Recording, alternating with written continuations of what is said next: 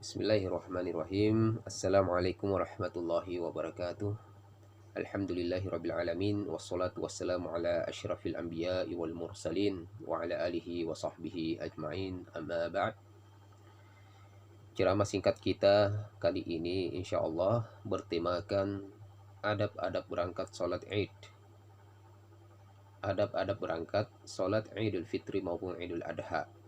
Ada beberapa adab-adab yang perlu kita perhatikan sebelum berangkat ke tanah lapang melaksanakan Idul Fitri maupun Idul Adha.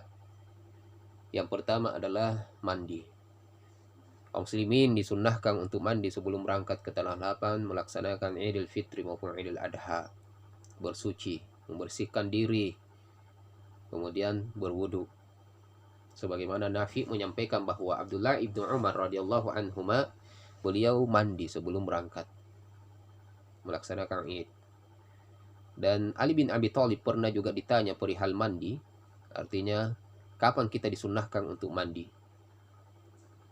Lalu Ali bin Abi Thalib radhiyallahu anhu menjawab, yaumul jum'ah wa yaumul arafah wa yaumul fitri wa yaumul adha. Beliau mengatakan hari Jumat, hari Arafah, hari Idul Fitri dan hari Idul Adha. Kemudian yang kedua yaitu menggunakan pakaian terbaik kita. Pakaian ini tidak mesti baru, tapi yang terbaik, yang menurut kita istimewa, yang menurut kita inilah pakaian saya yang saya banggakan, pakaian yang saya senangi, pakaian terbaik kita. Kita pakai untuk berangkat sholat Id. Sesuai dengan hadis dari Abdullah ibnu Umar yang mengatakan karena Rasulullah sallallahu alaihi wasallam yalbasu yaumal Id burdatan hamra. Adalah Nabi sallallahu alaihi wasallam di hari Id beliau menggunakan atau memakai burdah hamra. Ini adalah merupakan kain Yaman. Ya, kain Yaman adalah pakaian terbaiknya Nabi Shallallahu Alaihi Wasallam. Kemudian yang ketiga yang harus kita perhatikan yaitu di hari raya Idul Fitri dianjurkan kita makan sebelum berangkat. Dianjurkan kita makan sebelum berangkat. Ini dikarenakan karena sebelum Idul Fitri itu didahului dengan puasa Ramadan. Untuk membedakan antara hari-hari di bulan suci Ramadan yang kita berpuasa di dalamnya, menahan, tidak makan dan tidak minum. Membedakan bahwa di 1 Syawal ini adalah merupakan hari makan dan minum. Maka kita tidak ada sahur. Sebelum berangkat merayakan Idul Fitri tersebut, kita dianjurkan untuk makan. Hadis dari Anas bin Malik mengatakan karena Rasulullah sallallahu alaihi wasallam la yaghdu yaumal fitri hatta ya'kula tamarat. Beliau Nabi sallallahu alaihi wasallam tidak berangkat melaksanakan salat Id di hari raya Idul Fitri sampai beliau terlebih dahulu makan beberapa buah kurma. Ini di Idul Fitri. Namun di Idul Adha ya kita dianjurkan sarapannya nanti. Kalau orang yang mau berkurban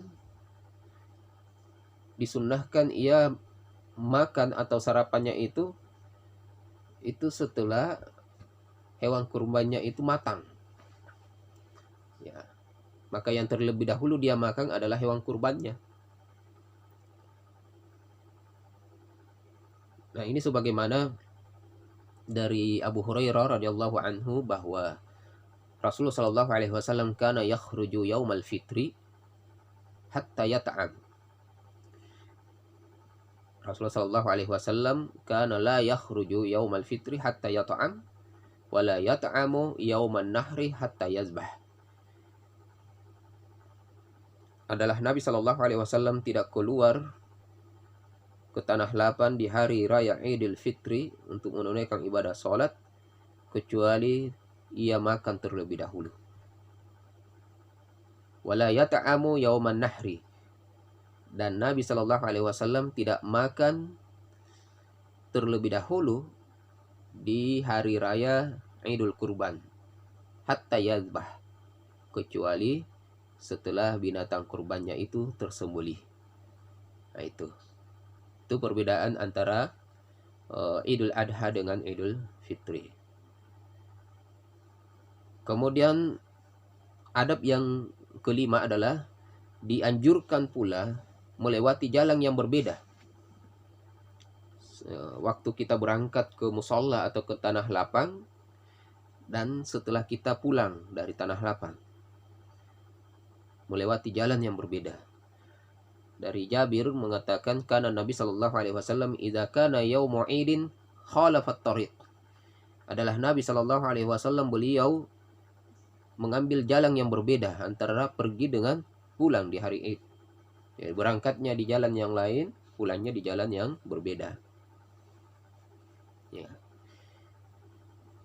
Kemudian yang keenam, dianjurkan banyak bertakbir di hari itu, pada kedua hari raya Idul Fitri maupun Idul Adha. Ini sebagaimana firman Allah Subhanahu wa taala mengenai perintah bertakbir di Idul Fitri pada surah Al-Baqarah ayat 185, walitukabbirullaha ala ma hadakum wa la'allakum tashkurun.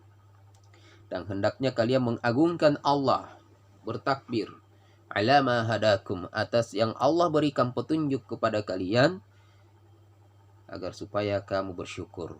Kalian menjadi hamba Allah yang bersyukur kepada Allah Subhanahu wa taala. Nah, kemudian perintah bertakbir di hari raya Idul Adha, Allah Subhanahu wa taala menyebutkan pada surah Al-Baqarah ayat 203, wadhkurullaha fi ayyamin ma'dudat. Dan sebutlah Allah Subhanahu wa taala di hari-hari yang terbilang, yang telah disebutkan, ayyamin ma'dudat. Maka di sini beberapa hari, berbeda dengan Idul Fitri. Idul Fitri itu singkat waktunya, anjuran untuk bertakbir. Namun di Idul Adha ini memiliki waktu yang agak luas, yang lumayan panjang. Ayyamin ma'dudat, kata Allah, di hari-hari yang terbilang. Maka Idul Adha itu ada yaumun nahrinya, ada ayyamut tasyriknya, hari-hari tasyrik. Jadi terhitung dari hari raya sholat dengan hari tasyriknya itu semuanya 4 hari. Karena hari tasyrik ada tiga hari. Ikhwani sekalian yang dimuliakan oleh Allah Subhanahu wa taala. Nah, waktu bertakbir ini juga perlu kita perhatikan. Mulai kapan kita bertakbir di hari raya Idul Fitri, dan kapan berakhir, dan mulai kapan kita bertakbir di hari raya Idul Adha, dan kapan berakhir. Nah, waktu takbir pada hari raya Idul Fitri itu dimulai semenjak keluar dari rumah untuk menunaikan ibadah sholat Idul Fitri di musola atau di tanah lapang, sampai sholat tertunaikan. Ini sebagaimana dari Az-Zuhri radhiyallahu anhu mengatakan bahwa Rasulullah sallallahu alaihi wasallam kana yadhbahu, kana yakhruju yaumal fitri wa yukabbir. Adalah Nabi sallallahu alaihi wasallam keluar di hari raya Idul Fitri dan bertakbir. Hatta ya'tiyal musalla, sampai tiba di musalla. Jadi dianjurkan kita sejak keluar dari rumah bertakbir, Allahu Akbar, la ilaha illallah, Allahu Akbar, walillahil hamd. Ini lafaz yang diriwayatkan oleh Ibnu Mas'ud.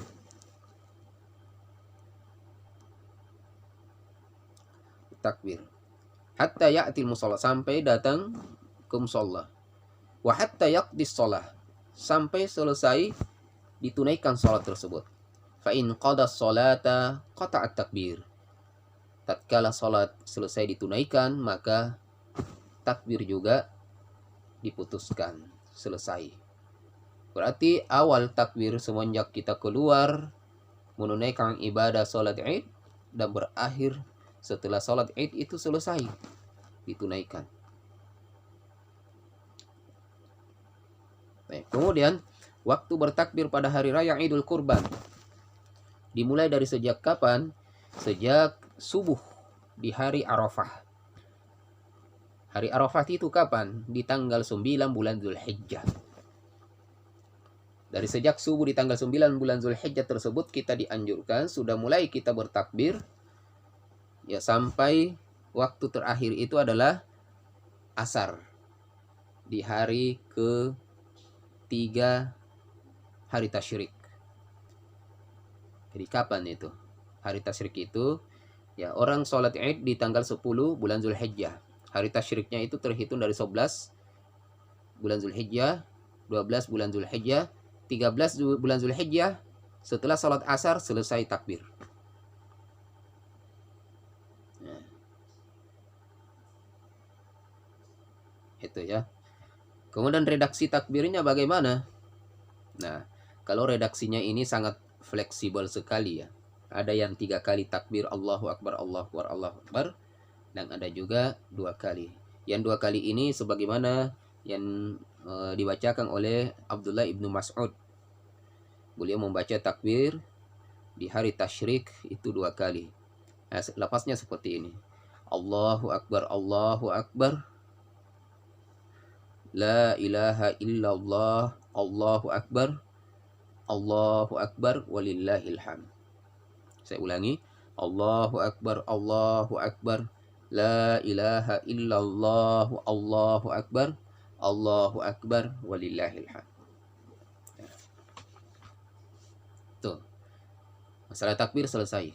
Sekarang yang perlu kita fahami juga sebagai penambahan ilmu, yaitu perbedaan antara sholat 5 waktu dengan sholat Id.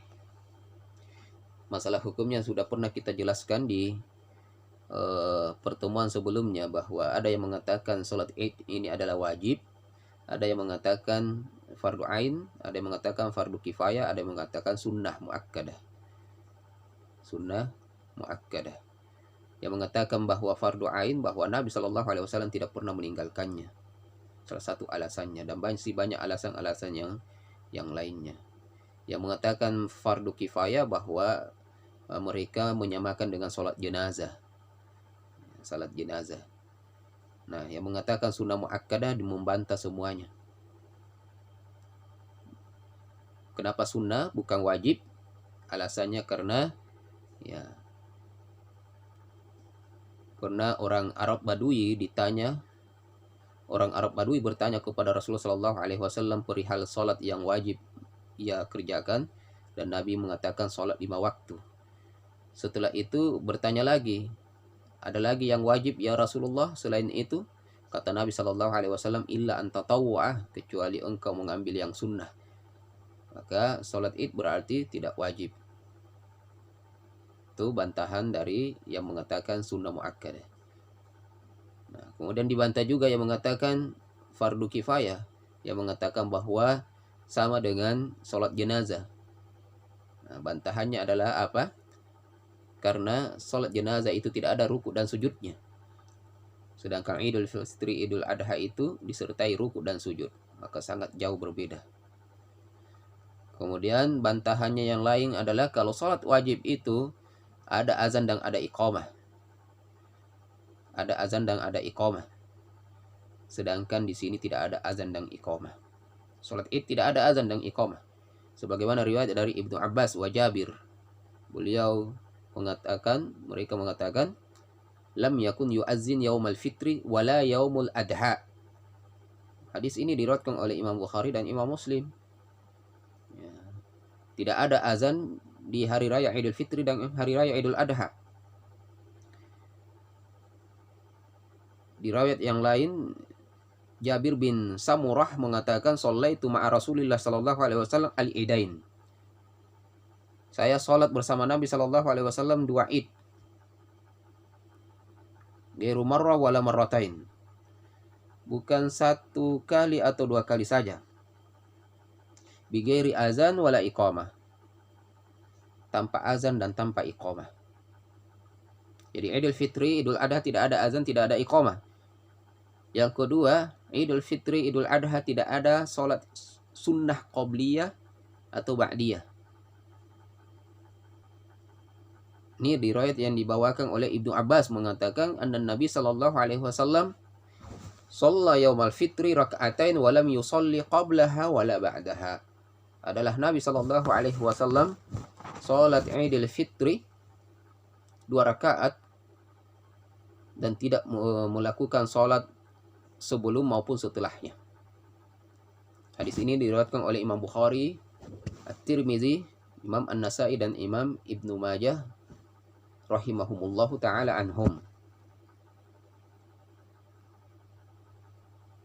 Nah, kemudian bagaimana tata cara mengerjakan sholat Id ini, ikhwani sekalian yang dimuliakan oleh Allah Subhanahu wa taala?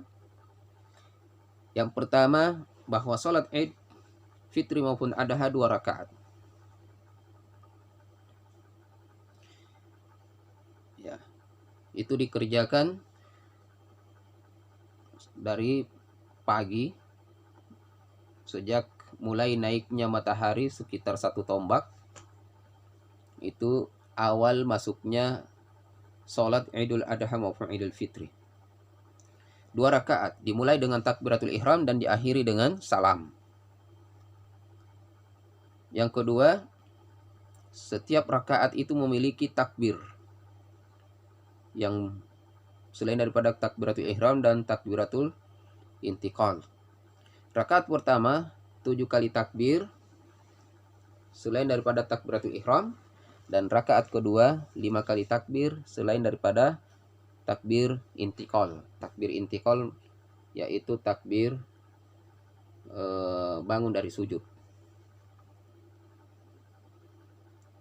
Dan takbir ini dibaca sebelum membaca Al-Fatihah dan surat berikutnya. Dibaca sebelum membaca Al-Fatihah dan surat berikutnya.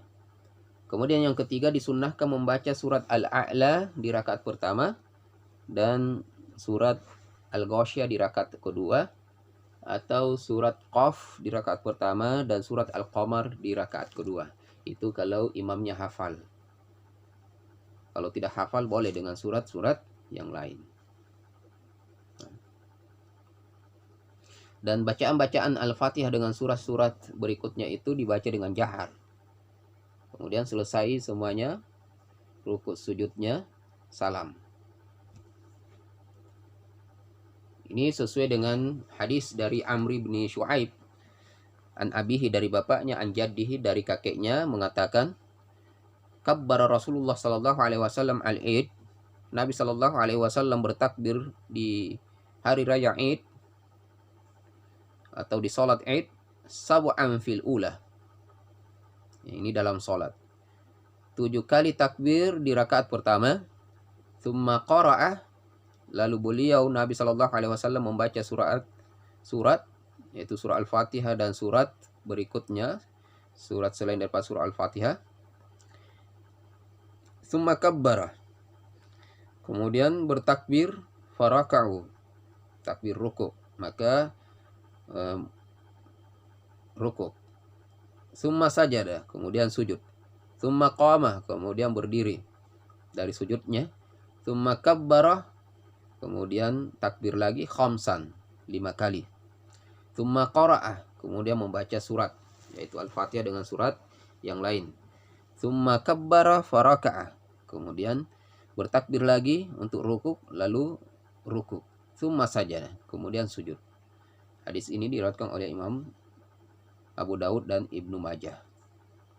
Dihasankan oleh Syekh Al-Albani rahimahullahu ta'ala. Kemudian yang keenam, bahwa setelah sholat masih ada rangkaian yang terakhir, yaitu khutbah.